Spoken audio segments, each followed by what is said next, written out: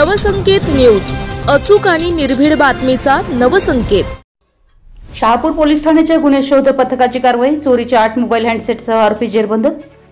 Shahapur police ठाण्याच्या गुन्हे शोध पथकाने रेकॉर्डवरील आरोपी नागेश हनुमंत शिंदे वय 30 वर्षे राहणार शहापूर तालुका हातकणंगले यास ताब्यात घेतलं असून त्याच्याकडून चोरीचे 8 मोबाईल हँडसेट जप्त करण्यात आले। एकूण 1,70,000 रुपये किमतीचा मुद्देमाल हस्तगत करण्यात आला। अवधूत नगर शहापूर येथे फिर्यादीच्या राहत्या घराच्या टेरेसवरून अज्ञात चोरट्यानं मोबाईल हँडसेट चोरले होते। या प्रकरणी शहापूर पोलीस ठाण्यात गुन्हा दाखल करण्यात आला होता। सदर कारवाईत Apple, Vivo, Oppo, Realme, Samsung या कंपन्यांचे एकूण 8 मोबाईल हँडसेट जप्त करण्यात आले।